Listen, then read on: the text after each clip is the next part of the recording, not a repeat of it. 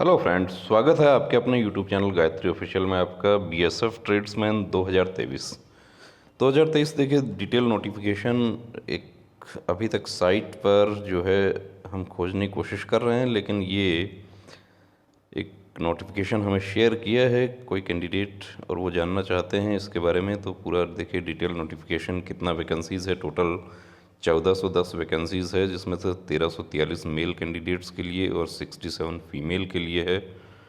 और short notice जो है वो पहले हम डिस्कस कर चुके हैं। अब इसमें पूरा डिटेल में बात करेंगे कि क्या क्वालिफ़िकेशंस होना चाहिए, ट्रेड टेस्ट किस पोस्ट के लिए होगा, किस पोस्ट के लिए ट्रेड टेस्ट नहीं होगा, NSQF लेवल 1 का कोर्स किस पोस्ट के लिए चाहिए, ITI किसके लिए चाहिए, वो पूरा डिटेल में। और पहले एग्ज़ाम होगा या पहले फिज़िकल होगा। तो यहाँ पर देखिए एक बड़ा जो चेंज भर्ती में किया है वो ये किया है, the recruitment will comprise of written examination. इन पहले रिटन एग्जामिनेशन होगा, फिर फिजिकल स्टैंडर्ड टेस्ट होगा, फिजिकल एफिशिएंसी टेस्ट होगा, डॉक्यूमेंटेशन और trade test and detail medical examination DME। Will apply only for one trade post. एक ही पोस्ट के लिए आप अप्लाई कर सकते हैं, उससे ज़्यादा यदि आप करेंगे। और state wise and trade wise vacancy are enclosed with advertisement notice, जो कि साइट पर अपने मिल जाएगा। अब किस तरीके से रजिस्ट्रेशन करना है, आप ऑलरेडी रजिस्टर्ड हैं BSF का साइट पर, तो वहाँ पर जाके आपको अप्लाई करना है। दूसरी बात यहाँ पर ये कही गई है कि applications will with eligible blurred photographs signature will be rejected summarily. तो ये विशेष ध्यान रखना है कि फेक फोटोग्राफ वगैरह अपलोड नहीं करना है। During scrutiny the online application it is found that candidate does not fulfil any of the eligibility conditions, his application will be rejected by the recruitment selection board. तो पहले written examination बड़ा change हुआ है भर्ती में। BSF की बहुत सारी भर्ती ऐसी होती हैं जिसमें पहले रिटन एग्जामिनेशन होता है, जैसे सेक्टर MT वर्कशॉप की यदि हम बात करें, और पैरामेडिकल स्टाफ, वेटनरी स्टाफ, उनमें पहले रिटन एग्ज़ाम होता है। रेडियो ऑपरेटर, रेडियो मैकेनिक, उसमें भी पहले रिटन एग्जामिनेशन हुआ है। अब एग्जामिनेशन फ़ी के बारे में कहा गया है कि 100 रुपीज़ फ़ी है UR, EWS and OBC category के लिए। और रिक्रूटिंग एजेंसी जो हैं, सेंटर फॉर एग्जामिनेशन, वो सब के बारे में बताया गया है। वो आप कोई एक चूज़ कर सकते हैं, अपने स्टेट के अकॉर्डिंग आपको चूज़ करना है। Centre for conduct of the first and second phase exam may change if required due to administrative reasons as well as depending upon the number of candidates। अब सबसे बड़ी बात एलिजिबिलिटी क्राइटेरिया। देखिए 18 से 25 साल, ये फ़ायदा हो गया है आपको यहाँ पे कि पहले जो 18 से 23 था उसको 18 से 25 कर दिया। और SC ST को 5 साल की छूट है, OBC को 3 साल की छूट है, और भी जो कैटेगरीज़ हैं, स्पेसिफिक कैटेगरीज़, उनको छूट दिया गया है।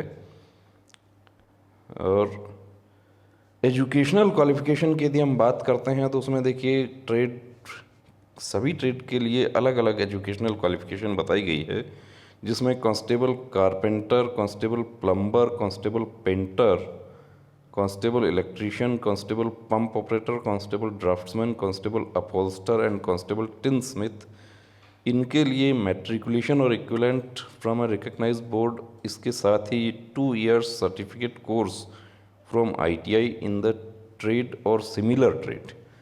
अब यहाँ पर ये ध्यान रखना है कि आप कारपेंटर से आप आवेदन करना चाहते हैं तो आपके पास कारपेंटर का 2 साल का ITI होना चाहिए। आप पेंटर से करना चाहते हैं तो पेंटर का आपके पास में 2 साल का ITI होना चाहिए। ऐसा नहीं है कि आपके पास इलेक्ट्रीशियन का ITI है और आप पेंटर से अप्लाई कर रहे हैं।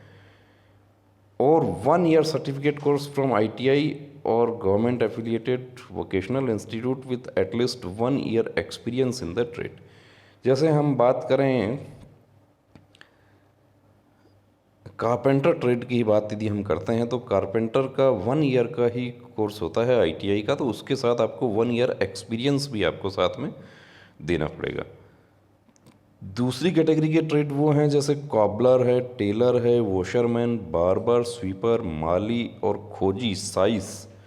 तो इनके लिए किसी प्रकार का ITI का ज़रूरत नहीं है। मैट्रिकुलेशन होना चाहिए, must be proficient in respective trade में क्वालिफाई करना है और उसमें दक्षता होनी चाहिए। किसी प्रकार का एक्सपीरियंस की ज़रूरत यहाँ पर नहीं है, लेकिन यदि आपके पास एक्सपीरियंस होता है तो अच्छी बात है। जब ट्रेड टेस्ट होगा उसमें आप दिखा सकते हैं, क्योंकि यहाँ पर लिखा गया है कि multi skilled candidates will be given preference. अब कुक, वाटर कैरियर, वेटर और बुचर ट्रेड की यदि हम बात करें तो मैट्रिकुलेशन और equivalent from a recognize board और NSQF लेवल 1 का कोर्स जो है इन फूड प्रोडक्शन और kitchen from national skill development corporation और from the institute recognized by NSDC। जो NSDC के ट्रेनिंग पार्टनर्स हैं उनके द्वारा कोर्स, उनके यहाँ से कोर्स आपको किया हुआ होना चाहिए NSQF लेवल 1। अब लेवल 1 से ऊपर का है तो वो भी चलेगा, 2, 3, 4 का भी यदि आपके पास में है तो ऐसा नहीं है, लेकिन कम से कम लेवल 1 का आपके पास होना चाहिए मैट्रिकुलेशन के साथ में। अब लेवल 1 का कितने समय का होता है उसके लिए अलग से वीडियो बना रहे हैं, कोशिश कर रहे हैं किसी इंस्टीट्यूट से भी संपर्क करने की, लेकिन संपर्क नहीं हो पा रहा है। दूसरी बात देखिए, फिजिकल स्टैंडर्ड जो है उसमें बड़ी छूट दे दी गई है कि 165 हाइट जो पहले 167.5 होता था वो 165 कर दिया है, 75 से 80, और फीमेल के लिए 155 सॉरी। रिलैक्सेशन किसको दिया गया है? रिलैक्सेशन दिया गया है minimum height for all candidates belonging to the ST categories of all state और यूनियन टेरिटरीज और district except as given in the following para. ST जितना भी है उनके लिए 160 कर दिया गया है देश भर का, 75 से 80 और 148 फीमेल के लिए। और minimum height for schedule tribe ST जो नक्सल प्रभावित क्षेत्रों से बिलोंग करते हैं उनके लिए 158, और minimum height for schedule tribes candidates हाइलिंग from north eastern states उनके लिए 155 और 147 फीमेल के लिए। ये बहुत अच्छा मौका है। काफ़ी कैंडिडेट्स जो सिर्फ इस वजह से बाहर हो जाते थे कि उनकी हाइट नहीं हो पाती थी। Minimum height for all candidates falling in the categories of Garhwali, Kumaoni, Dogra, Maratha and candidates belonging to the state of Assam, Himachal Pradesh and union territories of Jammu and Kashmir and Ladakh 162, 75 से 80 और 152। और minimum height for all candidates hailing from the north eastern states of Arunachal Pradesh, Manipur, Meghalaya, Mizoram, Nagaland, Sikkim and Tripura 160 और 150 है उनके लिए। और Gorkha territorial reason administration जो है उसके लिए 155 और 150 सेंटीमीटर से। वीट जो है वो मेडिकल गाइडलाइन के अनुसार होना चाहिए। ये revised category candidates seeking relaxation in physical reserved, उनको hill area can not be considered against unreserved vacancies in terms of MHA, ये भी दिया गया है इसमें। Relaxation in height and chest, जो कैंडिडेट्स हाइट एंड चेस्ट में रिलैक्सेशन लेंगे उनको एनेक्सर 4 का जो सर्टिफिकेट है वो देना पड़ेगा। मेडिकल स्टैंडर्ड विजन मास्टर आई 6/6 होनी चाहिए, दूसरी आंख 6/9 भी चलेगी। कलर परसेप्शन में CP3, अब ये देखिए ये चेंज हो गया है बड़ा। अब तक क्या होता था कि CP4 जो था वो भी ट्रेड्समैन में भर्ती हो जाते थे, लेकिन अब इसमें भी CP3 कर दिया गया है। Must qualify the physical efficiency test, physical standard test, written test and medical examination, ये पहले की तरह ही लिखा हुआ है। Method of selection, first phase of examination that is written examination. अब रिटन एग्जामिनेशन में कहा गया है कि 100 मार्क्स का एग्ज़ाम होगा, जो कि CBT भी हो सकता है या OMR बेस भी हो सकता है, जो भी फोर्स, जैसा भी फोर्स की सुविधा के अनुसार ठीक रहेगा वैसा किया जाएगा। तो आप दोनों तरीके से आपको तैयार रहना है। और इसमें question paper will consist of one objective type paper containing 100 questions carrying 100 marks with the following composition। जो SSC GD वाला पैटर्न है उसी पर आपका रिटन एग्ज़ाम होगा। सबसे पहले है रिटन एग्ज़ाम। अब all candidates are required to fill and shade name, roll number, date of birth, language, post, state category and question booklet series, उसके बारे में बताया गया है। All questions will be of objective multiple choice type, और question का जो standard है वो 10th स्टैंडर्ड का होगा। Candidates reporting after 15 minutes of the commencement of examination will not be allowed. तो ये फर्स्ट फेज ऑफ एग्जामिनेशन हो गया आपका। सेकंड फेज ऑफ एग्जामिनेशन जो है उसमें ये कहा गया है कि दूसरे चरण का जो एग्ज़ाम है उसमें candidates will be restricted to 6 times, 6 गुना वैकेंसी का 6 गुना कैंडिडेट्स अब आपके स्टेट यूटी आपकी कैटेगरी में जो वैकेंसी है उसके 6 गुना कैंडिडेट्स को क्वालिफाई किया जाएगा सेकंड फेज़ के लिए।